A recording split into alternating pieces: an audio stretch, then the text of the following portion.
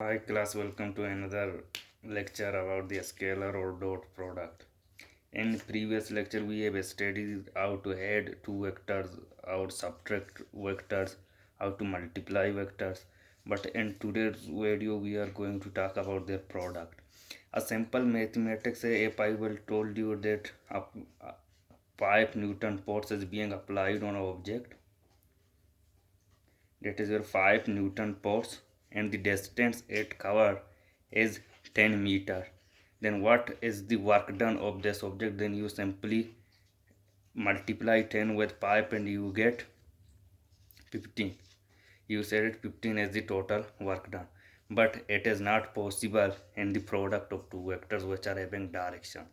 In this case, then we are going to discuss two of the method which are used to do the productions of the vectors which have direction.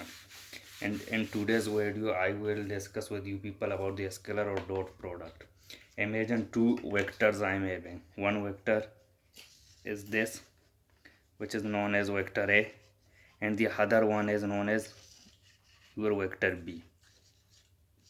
Now in dot or scalar product, what we are going to do, we are having two vectors. When we multiply these two vectors, then the result we get will become a scalar quantity instead of being a vector quantity. This A and B are two vectors, and their production is going to give the result of a scalar product. And the best example is your force, which is a vector quantity. When it is multiplied with the displacement, and this gives the result of what? Work done. This work is what? A scalar quantity. And where it come from the product of, it came from the product of two vector quantities. Force is a vector quantity and displacement is also a vector quantity. When you do the scalar product of these two, then you get a quantity which is called a scalar quantity. And the basic phenomenon is like this: you multiply two vectors, vector A, and you take their dot product. This is the dot product with B, and the result you are going to get is a scalar quantity, is a scalar product. This is the basic phenomenon of scalar or dot product, and this is indicated by this dot here. This dot indicate the production of these two vectors. Now let me add these two vectors using the scalar or dot product. How we use it? We use it like this. Let me make it clear to you people. Suppose it is vector A, which is indicated by this, and here is your vector B. It is there. When you add vector A with vector B, then you are what doing? You are taking vector B and putting its tail with the vector A, and you get like this. It is your vector B. Now imagine this vector B is two components, one in x direction and one in y direction. Like this, it will be its x y direction, and in the direction of A it is its x direction, and it is making two components, one with x from here, y, it will become by, and the other one is from here, it is bx. And bx component, its value will be bx cos theta, whereas in y axis its component is going to be y sin theta. In x axis it is making the component, what we have given it a good name, we call this resolution of vectors, resolving one vector with two components, one an y component and one an x component. In x component, B is a component which is cos theta, and in y direction it is having sin theta. But in a scalar or dot product, what we are doing, we are making this B vector, and the value of this B vector is going to be, when we take this B vector and put it to here at A, then what we are getting? We are getting like this. It is going to be your B, and now I am getting their scalar product like this. A vector A, the dot product with B, and instead of B, then I am going to write Bx or Bx. In place of Bx, I am putting the value of Bx, which is B cos theta. It will be A B cos theta. This is known as your scalar product or dot product.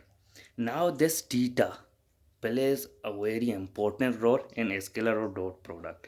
This scalar product is applied on those quantities which are having the same direction. Remember this thing, they are having the same direction. This will give you the magnitude, but this will not give you the direction. And it's because why it is not giving direction, because the product you are getting is not a vector quantity, is a scalar quantity. That's why we are not concerned with the direction, but we are concerned with the magnitude, and the magnitude is given by AB cos theta. Remember this scalar or dot product is applied on those quantities which have the same direction. Suppose force is having this direction, and the displacement is also being covered in this direction. The direction is same, then we are going to apply a scalar or dot product. If in those cases where they are not having the same direction, then we are going to use the cross product, and this cross product I will tell you in the next lecture. But the main theme of this scalar or dot product is this formula. And now let me tell you about the theta. This theta plays a very important role. This theta will depend upon the angle of this A and B. A and B are having an angle like this. This is indicated by this theta. Now if your theta is going to be 90 degree, then in this case the magnitude you will get will be 0. How?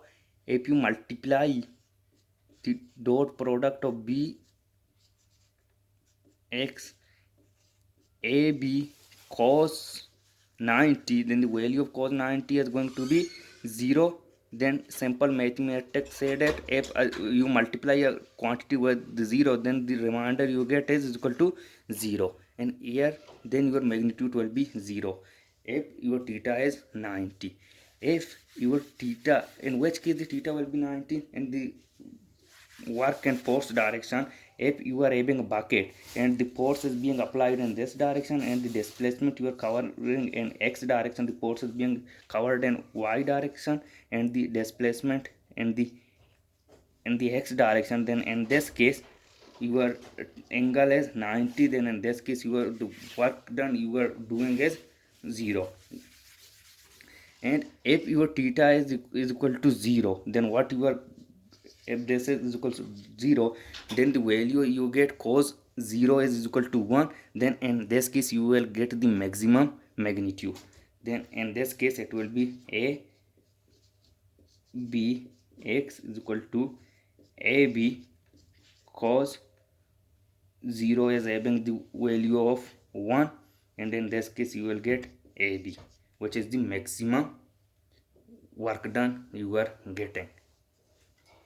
And if your angle is 180, then in this case the value of, when you replace theta and cos in 180, then the result you will get -1. In this case then the product will be dot product A B, this will be negative AB. Why negative AB? This negative AB indicates the direction. This negative sign indicates that if the force is being applied in this direction, then the displacement is being covered in this direction. This is showing the reverse direction. It is your force and it is your displacement. It is indicating the direction is reverse. This negative sign just indicate the direction. And I hope you got something from this. Remember, this theta will depend upon the angle between these two vectors and which vectors are being multiplied, or if you are taking the dot product. And the law which is being applied here is known as commutative law. Here is equal to A is equal to B, and the result is equal to B over A. This law is known as your commutative law. This is being held in the case of dot product. I hope you got something from this. In the next lecture, I will discuss to you people about the cross product.